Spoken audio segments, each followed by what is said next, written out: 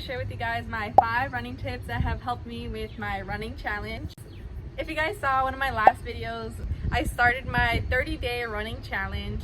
So since I've started running again, I started to think about different things that have helped me continue running and be a better runner overall. So I came up with these 5 tips which I find to be very helpful for me throughout my process of being a runner, and they're also very easy tips to follow, but I think they're very crucial to your foundation of running.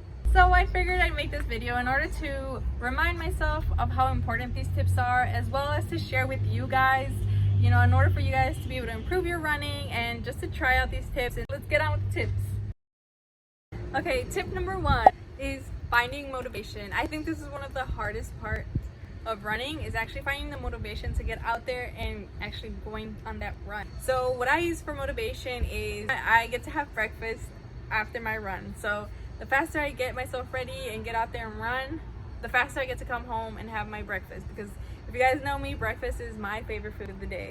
Obviously for you, you can find anything that is so simple like having breakfast. I don't know if you have a friend who motivates you to get up, any other thing that's so simple that just gets you motivated to get up and run is really important, because that's going to help you stay consistent and get you running. For instance, for me, when I started my 2 miles for this running challenge, I was kind of not feeling it at all. So I'll go ahead and show you guys a clip from that day.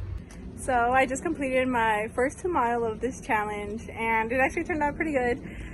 I think the hardest part was to actually get started and actually go outside and get the run done. I was really scared, like inside my head I was like, oh, like it's gonna be 2 miles, like I don't even know what pace to run it at, that I'm gonna be able to last, and I just had all these things. But then I finally decided to go out and run, and here I am, I'm done, and it turned out to be really good. So as you guys saw, I also have a hard time getting up to run. As explained, it is the hardest part for me, so you're not the only ones. I just encourage you guys to find something that motivates you to get you out of bed and get you running. Tip number 2, I think, is setting small goals every time you run. So before each run, while you're getting ready, I suggest that you guys kind of create a goal in your mind that you kind of want to accomplish and obtain during this specific run. It doesn't have to be crazy. For example, in my case, I started running the 2 miles this week. So my goal for this week and each of my runs is to just kind of get used to running that distance of 2 miles, allow my body and my mind to get used to it, because my goal for next week and for every single one of those runs is to actually start decreasing my time, giving them a little bit more challenge of a run by decreasing my pace, running a little bit faster.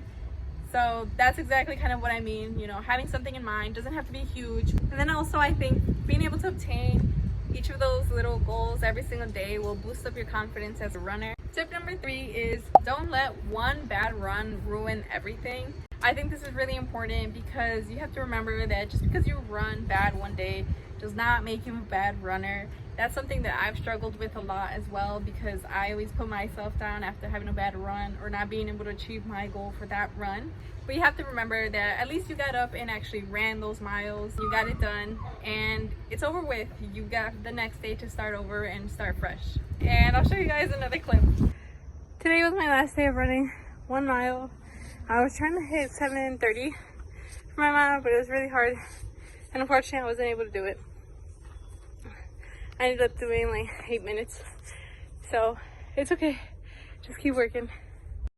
Thankfully I didn't put myself down. Tip number 4 is to work out and stretch. I know after you run you're probably tired and you don't really want to do anything else, but I think it's really important to work out, because you're going to strengthen your muscles, which will overall help you with your running. It'll help you be faster and also gain more endurance. So stretching is super important because it helps you relax your muscles after your run and workout, and it will also help you not be sore for the next day for your run.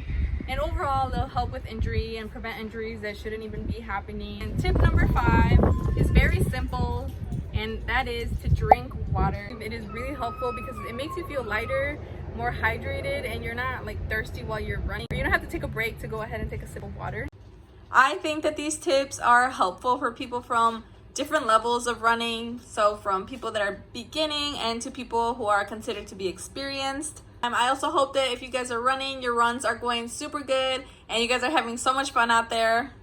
Alright guys, so that's all I had for this video. I hope you guys enjoyed it, and I hope you guys find these tips to be actually very helpful. So thanks for watching, and I'll see you guys next time.